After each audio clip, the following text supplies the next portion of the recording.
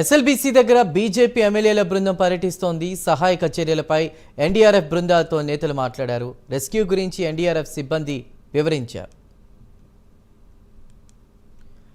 ప్రస్తుతం అక్కడ పరిస్థితి గురించి వివరించడానికి మా ప్రతినిధి హరిశంకర్ సిద్ధంగా ఉన్నారు. హరిశంకర్, చందు, దోమలపేట వద్ద జరిగినటువంటి ఎస్ఎల్బీసీ ప్రమాద ఘటనకు సంబంధించి బీజేపీ ఎమ్మెల్యేలు హైదరాబాద్ నుంచి కూడా కొద్దిసేపు క్రితం ఇక్కడ చేరుకున్నారు. హైదరాబాద్ నుంచి వచ్చినటువంటి ఎమ్మెల్యేల్లో పాల్వాయి హరిశంకర్ తో పాటు పాయల్ శంకర్, ఏలేటి మహేశ్వర్ రెడ్డి, అదేవిధంగా రాకేష్ రెడ్డి, వెంకటరమణారెడ్డి, ధన్పాల్ సూర్యనారాయణ బృందం ఈ యొక్క ప్రమాద ఘటనకు సంబంధించిన స్థల సంఘటనకు చేరుకున్నారు. అక్కడ ఉన్నటువంటి పరిస్థితుల నేపథ్యంలో అక్కడ ఉన్నటువంటి అధికారులతో వారంతా కూడా మాట్లాడుతున్న పరిస్థితి ఉంది. ప్రమాదం ఏ విధంగా జరిగింది, ప్రమాదం జరిగినప్పుడు ఎటువంటి అంశాలు మీరు తీసుకున్నారనే ఉద్దేశంతో ఆయన మాట్లాడే పరిస్థితి కనిపిస్తుంది. ఎన్డీఆర్ఎఫ్ కమాండెంట్లను అక్కడ ఉన్నటువంటి ఎమ్మెల్యేల బృందం అడిగి వివరాలు తెలుసుకున్నారు. వీరికి సంబంధించి కేంద్ర ప్రభుత్వం నుంచి కూడా తండ్రి వద్ద జరుగుతున్న సహాయక చర్యల వివరాలు, అదేవిధంగా ఎన్డీఆర్ఎఫ్ కమాండెంట్ అక్కడ ఉన్నటువంటి ప్రసన్న కుమార్ దీనిపై వివరించడం జరిగింది. అదే అత్యంత ప్రమాదకర పరిస్థితుల్లో జరుగుతున్న పనుల గురించి పూర్తి స్థాయిలో కూడా కమాండెంట్ అక్కడ ఎమ్మెల్యేలకు వివరించడం కూడా తెలుస్తుంది. దీనికి సంబంధించి ఉదయం కొద్దిగా అంటే దాదాపు 2 గంటల క్రితమే ఇక్కడ హైదరాబాద్ నుంచి కూడా ఏదైతే మంత్రుల బృందం అయితే ఉత్తమ్ కుమార్ రెడ్డితో పాటు జూపల్లి కృష్ణారావు, అదేవిధంగా అచ్చంపేట ఎమ్మెల్యే శాసనసభతో పాటు సిఎస్ శాంతకుమార్ కూడా అక్కడ చేరుకున్నారు.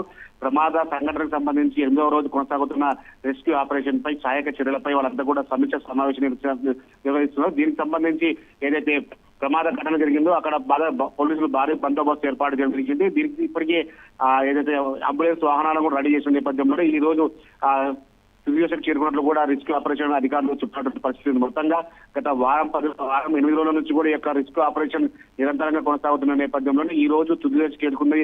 సో ఇక్కడ ప్రెస్ మీట్ నిర్వహించే అవకాశాలు ఉన్న నేపథ్యంలోనే పెద్ద ఎత్తున కూడా పోలీసు బందోబస్తు ఏర్పాటు చేయడం జరిగింది. అదేవిధంగా బీజేపీ ఎమ్మెల్యేలు కూడా అక్కడ చేరుకొని అక్కడ జరిగినటువంటి ప్రమాద ఘటనకు సంబంధించి అప్డేట్స్ అనేవి తీసుకుంటున్నారు.